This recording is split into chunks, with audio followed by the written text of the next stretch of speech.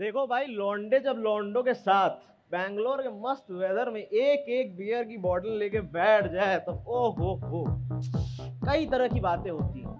दुनिया जहाँ की फिलोसफी से लेके पॉलिटिक्स तक के भेस में बहुत ही जेनेरिक सी इग्नोरेंट बातें करने लग जाते हैं।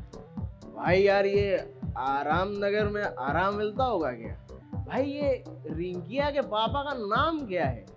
भाई अगर औरतें ना होती तो मर्दों का क्या होता? फिर 3 बियर डाउन होने के बाद आते हैं असली मुद्दे पे। और भाई, कोई लड़की वड़की मिली कि नहीं? कहाँ भाई। लेकिन हाँ, हाल फिलहाल में एक सीन जरूर बना था।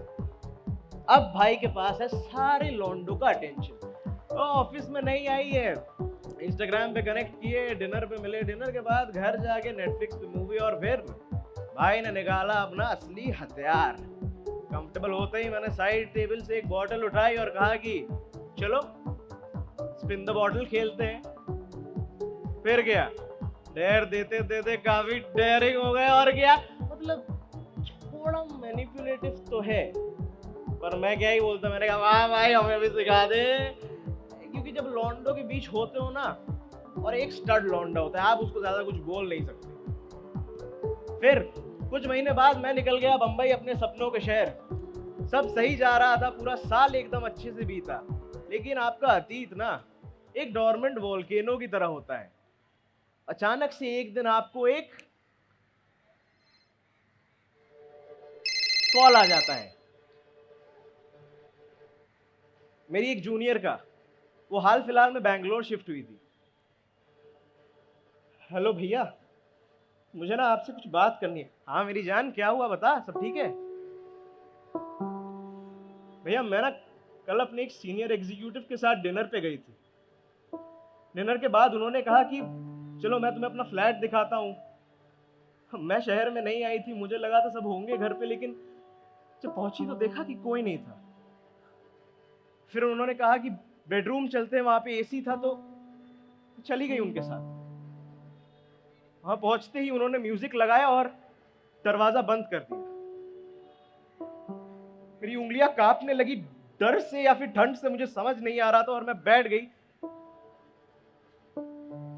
फिर अचानक से उन्होंने कैबिनेट से एक बॉटल निकाली और बोले कि चलो स्पिन द बॉटल खेलते हैं।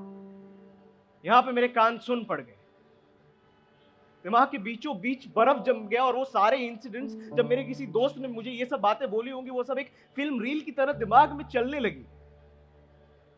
उसके इस छोटे से डिस्क्रिप्शन से आपके दिमाग में कितने सारे पॉसिबिलिटीज घूम रहे होंगे कि उसके साथ क्या हुआ होगा, but I spare you the details. भैया मैं आपसे बाद में बात करती हूँ, लेकिन आप प्लीज ये बात किसी को बताना मत। मैं नहीं चाहती कि बात आगे बढ़े। फोन कट होते ही मैं टूट गया। मैं बस यही सोच सकता था कि क्या ये मेरी गलती थी? तो मुझे क्या पता था कि मेरे हंसी मजाक के पीछे किसी की चीखें दब रही हैं। मैं उस दिन से ना आज तक खुद को दोषी मानता हूं। खुद ही की हंसी पे रोता हूं मैं।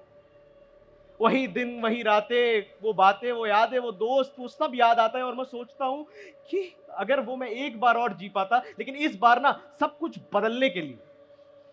अगर कोई दोस्त मुझे कहे कि भाई I am thinking of calling her over, तो मैं उसको कंसेंट के बारे में 10 बार बताऊं, क्योंकि मुझे लगा था उसको पता है। और अगर वो बोले कि भाई वो नहीं मान रही, तो मैं बोलूं कि छोड़ दे, और मेरा मतलब है छोड़ दे। मजाक मजाक में कह देता था, क्यों बाप को फादर्स डे विश नहीं करेगा? बाप की तरह धर देना चाहिए था साले को। अरे ये साला भंड सवाल ही गलत था।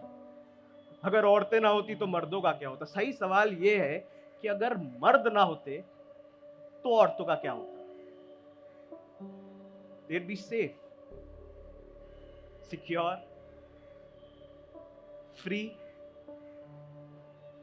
गेम खेलना है ना, चलो खेलते हैं।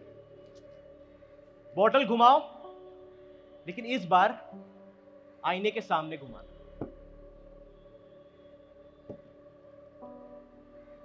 Thank you.